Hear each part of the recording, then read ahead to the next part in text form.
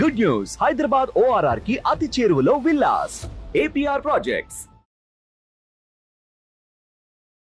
Sir నమస్తే sir Giribabu గారు. నమస్తే అండి సార్ గిరిబాబు గారు, ఇప్పుడు మ్యూచువల్ ఫండ్స్లో రిటర్న్స్ విషయానికి వస్తే అందరూ కామన్గా చెప్పుకునే సిఏజిఆర్ 12 to 15%. కరెక్ట్ అండి.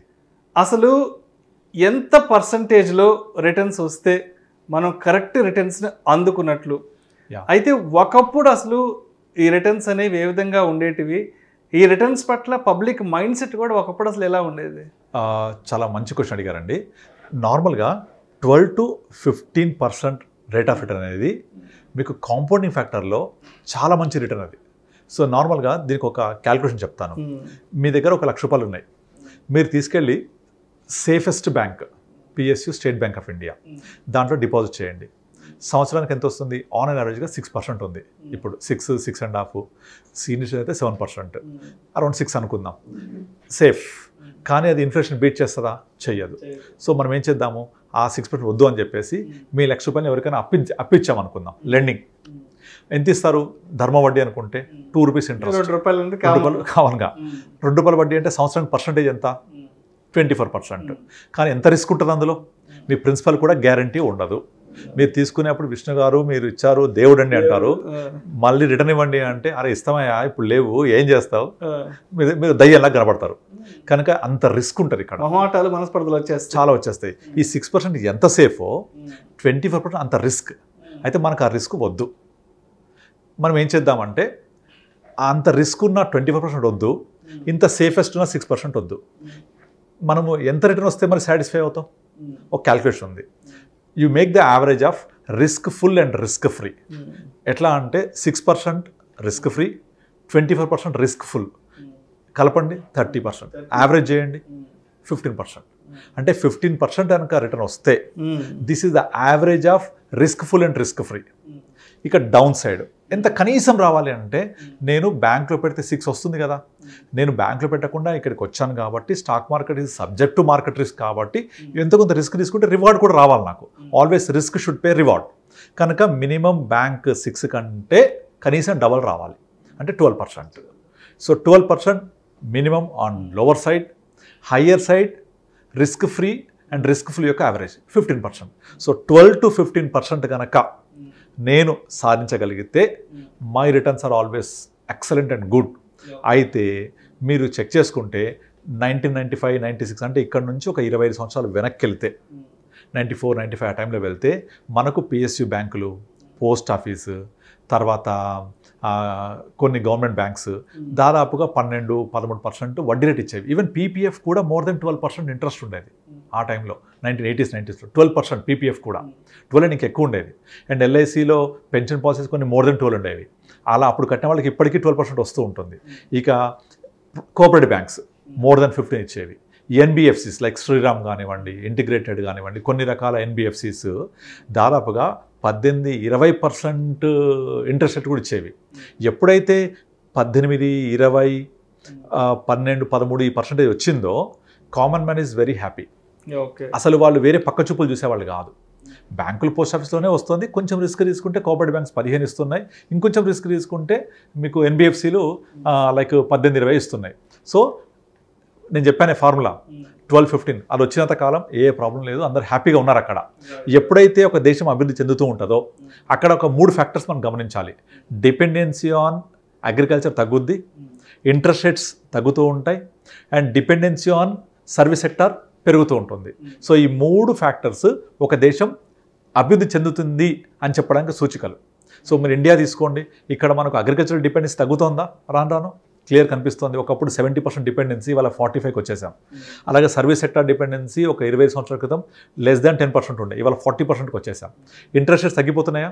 సో ఈ 3 ఫ్యాక్టర్స్ ఇండియా గ్రో అవుతోంది అని చెప్పడానికి నిదర్శనం. మరి ఇందులో మనం ఇంట్రెస్ట్ రేట్స్ తీసుకుందాం. ఇప్పుడు ఇంట్రెస్ట్ రేట్స్ తగ్గుతూ వస్తున్నాయి కదా. పిఎస్యులు 12-13 నుంచి ఇవాళ 5-6కి వచ్చేసాయి. ఎన్బిఎఫ్సిస్ కూడా ఇవాళ హార్డ్లీ 8-9 మించి ఇవ్వట్లేదు. సో మరి మనకు కావాల్సిన 12-15 ఎక్కడొస్తుంది? ఒకే ఒక మార్గం, ఒకే ఒక ప్రదేశం, అది క్యాపిటల్ మార్కెట్స్. ఈ క్యాపిటల్ మార్కెట్స్లో మళ్ళీ చాలామందికి ఏం కొనాలి, ఎప్పుడు కొనాలి, ఎప్పుడు అమ్మాలి తెలియదు కాబట్టి సింపుల్గా మ్యూచువల్ ఫండ్స్. మీరు యావరేజ్గా ఒక 20 years వింటేజ్ ఉన్న మ్యూచువల్ ఫండ్స్ ఏది తీసుకున్నా కూడా ఇవాళ రోజున more than 15 to 18% return generate చేసే ఆల్రెడీ. ఇదంతా గతం. ఫ్యూచర్ చూద్దాం. మనం ఇంతకుముందు కొన్ని వీడియోస్లో మాట్లాడుకున్నాం, ఇండియన్ ఎకానమీ రాబోయే 1 decade ఒక ఫాస్టెస్ట్ బుల్ రన్లోకి వెళ్తోంది. అండ్ మన మార్కెట్స్ కూడా చాలా ఫాస్ట్ గ్రో అవబోతున్నాయి. మీకు ఆల్రెడీ మోతీలాల్ ఒస్వాల్ వాళ్ళు చెప్పేశారు, we are going to see 2 lakh plus Sensex in coming next 1 decade అని అందరు చెప్తున్నారు. సో ఇవన్నీ కూడా 12 to 15% గ్రోత్ రేట్లో వెళ్తేనే వస్తుంటాయి. ఇవన్నీ జరుగుతుంది కూడా ఆల్రెడీ. ఇక్కడ ఏంటంటే మనకు పేషెన్స్ ఉండాలి, నమ్మకం ఉండాలి. ఆ మార్కెట్స్తో పాటుగా ట్రావెల్ చేస్తుంటే మనం కూడా ఆ గ్రోత్ రేట్లో ఉంటాము, చూడొచ్చు కూడా. సో ఇప్పుడు గతంలో జరిగింది, రాబోయే ఫ్యూచర్లో కూడా ఎకానమీ జీడిపి రెండు కూడా కలిసి పరిగెడుతూ ఉంటే ఎప్పుడు కూడా Indian total GDP size is equal to Sensex growth. ఎలా అంటే మన సెన్సెక్స్ ఎంత గ్రోత్ ఉంటుంది, 12-14 అనుకున్నాం కదా, 12-15. మన ఎకానమీ గ్రోత్ ఎంత ఉంటుంది, 6% జీడిపి ప్లస్ 6% ఇన్ఫ్లేషన్, 6 to 7 అనుకోండి దాదాపుగా. So Sensex growth is equal to GDP plus inflation. GDP plus inflation 12 to 14, Sensex growth rate అంతే. ఇది వచ్చిందనుకోండి ఆటోమేటిక్గా మనము అక్కడే ఉంటాం కదా, మనకు కావాల్సిన రిటర్న్ అక్కడ దొరుకుతుంది కదా. అయితే ఇక్కడ ఎక్కడ కన్ఫ్యూజ్ అవుతారంటే జనాలు, బ్యాంకులు 12-15 ఇస్తాయి, గ్యారంటీ రాసిస్తాయి. మనకు గ్యారంటీ ఉందా అక్కడ అడుగుతారు. గ్యారంటీ ఇక్కడ ఉండదు, ఎవరు రాసివ్వరు. కానీ over a period of time compound అవుతూ అంటే ఒక ఇయర్ మైనస్ రావచ్చు, ఒక ఇయర్ ప్లస్ రావచ్చు, ఒక ఇయర్ చాలా ఎక్కువ రావచ్చు. మీరు లాస్ట్ 4 years చూస్తే లాస్ట్ 1 year 1.5 year నుంచి అసలు గ్రోతే లేదు సెన్సెక్స్ పెద్దగా, ఫ్లాట్ గ్రోత్. కానీ అంతకుముందు ఎక్స్పోనెన్షియల్ గ్రోత్ రేట్, అంతకుముందు చాలా డౌన్ ట్రెండ్, ఇలా యావరేజ్ అవుతుంటుంది. This is average of 6 to 7 years తీసుకుంటే మినిమం 12 to 15 ప్లస్సే ఉంటుంది. సో కనుక ఆ 12-15% 25 బ్యాక్ వచ్చింది ఫిక్స్డ్ డిపాజిట్ కైండ్ ఆఫ్ థింగ్లో. ఇవాళ సేమ్ కైండ్ ఆఫ్ రిటర్న్ మనము క్యాపిటల్ మార్కెట్స్ ద్వారా మ్యూచువల్ ఫండ్లో ఇన్వెస్ట్ చేసి సంపాదించవచ్చు. సో ఇది వచ్చినంత కాలం మనకు కాంపౌండింగ్ ఫ్యాక్టర్ యాడ్ అయ్యి మనకు కావాల్సిన సఫిషియంట్ గ్రోత్ రేట్ ఇస్తుంది. ఎందుకంటే మీరు రూల్ 15 గురించి వినే ఉంటారు, 15,000 15 years 15%. ఇక్కడ 15% రిటర్న్ ఇస్తే 15,000 ఇన్వెస్ట్ చేస్తూ పోతే 15 years తర్వాత 1 crore ఉంటుంది. సింపుల్. మరి 15% వస్తుందా అంటే గతంలో వచ్చింది. సో ఫ్యూచర్లో కూడా కాంపౌండింగ్ ఫ్యాక్టర్ ద్వారా యావరేజ్ అవుతూ మనం అట్లీస్ట్ 12 to 15% ఉంటే కనీసం 1 crore కాకపోయినా 80 lakhs 75 90 lakhs ఈజీగా ఉంటాం అక్కడ మనం. సో ఇది బ్యాంకుల ద్వారా పోస్టల్ ద్వారా సాధ్యం కాదు. ఎందుకంటే ఎకానమీ గ్రో అవుతున్నప్పుడు వడ్డీ రేట్లు తగ్గుతూనే ఉంటాయి, తగ్గితేనే ఎకానమీ గ్రో అవుతుంది, అప్పుడే మార్కెట్స్ పెరుగుతాయి. అన్ని తగ్గుతుంటే ఏం పెరుగుతాయి, మార్కెట్స్ పెరుగుతుంటాయి. ఎందుకంటే market is nothing but the combination of all the companies which are participating in the stock market. So stock market యొక్క టోటల్ కంపెనీస్ మన జీడిపి 80% కంట్రిబ్యూట్ చేస్తాయి. ఫర్ ఎగ్జాంపుల్ ఒక టీసీఎస్ఏ మోర్ దెన్ 3% మన జీడిపి కంట్రిబ్యూట్ చేస్తాయి. Reliance Industries group more than 2% contribute చేస్తాయి. So అలా అన్ని కంపెనీస్ యొక్క contribution is a part of GDP. Agriculture contribution ఒక 20% ఉంటుంది. సో ఇవన్నీ గ్రో అవుతున్నప్పుడు ఆటోమేటిక్గా జీడిపి గ్రో అవుతున్నప్పుడు దానికి రిలేటెడ్గా ఉండే సెన్సెక్స్ గ్రో అవుతున్నప్పుడు 12-15 తప్పకుండా వస్తుంది. సో ఆ 12-15% వచ్చినప్పుడు మనకు కావాల్సిన, ఒకప్పుడు 20-15% సాటిస్ఫై అయ్యారు కదా, ఇప్పుడు కూడా ఆ 12-15% వచ్చి కాంపౌండ్ అవుతూ ఉంటే మనం అనుకున్న విధంగా మన టార్గెట్స్ రీచ్ అవుతాం. సో 12-15 అనేది చాలా మంచి rate of return actually. And ఇంకొకటి ఏంటంటే జనాలు చాలామంది ఏమనుకుంటే 12% అనేది చిన్న ఫిగర్లా కనిపిస్తుంది, తక్కువ కదా అనుకుంటారు చాలామంది. కానీ ఇది కాంపౌండింగ్ ఫ్యాక్టర్లో equal to more than 18% of simple interest.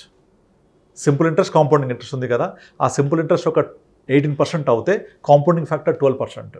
మీకు రూల్ 72 తెలుసు కదా, రూల్ 72 ఏం చెప్తుంది, మనకు 12% కనుక రిటర్న్ ఇస్తే 72/12 ఎగ్జాక్ట్లీ 6 yearsలో డబుల్ అవుతుంది. 6 yearsలో డబుల్ అవుతుంది. అంటే 6 years డబుల్ అంటే మన 100 రూపాయలు 6 yearsకి డబుల్ అవుతుంది. సో అంటే కాంపౌండింగ్ 12 చూడండి, అంటే 6 years 12 అంటే ఎంత రావాలి, 72% రావాలి. కానీ 100% అయిపోద్ది బికాస్ ఆఫ్ కాంపౌండింగ్ ఫ్యాక్టర్. అంటే మనకు simple interest more than 18% work out అయినట్టు. సో కనుక 12-15 is not at all a small rate of interest, definitely will create wonders over period of time. And ఇంకొకటి పాయింట్ ఏంటంటే పోను ఈ గ్రోత్ రేట్ కూడా తగ్గే అవకాశాలు ఉంటాయి. ఎందుకంటే ఎకానమిక్ గ్రోత్ రేట్ తగ్గుద్ది పోను లైక్ అంటే పోను అంటే ఒక 10-15 years అవుతుంది. ఇప్పుడు యూఎస్ఏ గ్రోత్ రేట్ ఎంత ఉంటుంది, హార్డ్లీ 3% 4%. ఇన్ఫ్లేషన్ కూడా చాలా తక్కువ ఉంటుంది. అడ్వాన్స్ కంట్రీస్ ఏది తీసుకోండి, జపాన్ తీసుకోండి, జపాన్లో గ్రోత్ రేట్ ఎంత ఉంటుంది, హార్డ్లీ 1-2%. వాళ్ళ యొక్క జీడిపి గ్రోత్ రేట్ మైనస్లో ఉంటుంది ఒక్కోసారి కొన్ని క్వార్టర్స్లో. కనుక అవన్నీ కూడా 3-4%కి వచ్చేసాయి. India is the only country where GDP growth rate is more than 7%, inflation is more than 6%. ఈ 6+ ఉన్నప్పుడు మన మార్కెట్స్ అలా పెరుగుతూ ఉంటాయి. ఇవన్నీ కూడా రాబోయే 2-3 డికేట్స్లో తగ్గిపోతే మన గ్రోత్ కూడా తగ్గుతుంది ఫ్యూచర్లో. కనుక ఇప్పుడు ఈ 10 years 15 years is the golden period investors చేసుకోవడానికి. ఇక తర్వాత ఈ 12-15 కూడా వచ్చే అవకాశం తగ్గిపోతాయి, రావు. మనం కూడా అడ్వాన్స్ కంట్రీస్ లాగా 6% కోసం సెటిల్ అయిపోతాం. అప్పుడు ఇంట్రెస్ట్ రేట్స్ ఇంకా తగ్గిపోతాయి, 2%కి వచ్చేస్తాం ఇంట్రెస్ట్ రేట్స్. ఇప్పుడు జపాన్ తీసుకోండి, interest rate is negative. UK interest rate is hardly 0.3, 0.1. ఇంకా గ్రోత్ ఏముంటుంది? సో అట్లా అనమాట. సో మీరు ఇంట్రెస్ట్ రేట్స్ గురించి ఆలోచించినప్పుడు తగ్గిపోయినా కూడా ప్రాబ్లం లేదు. Similar kind of return or చాలా మంచి రిటర్న్ ఇక్కడ వస్తుంది క్యాపిటల్ మార్కెట్స్లో. Thank you sir, thank you so much. Thank you అండి.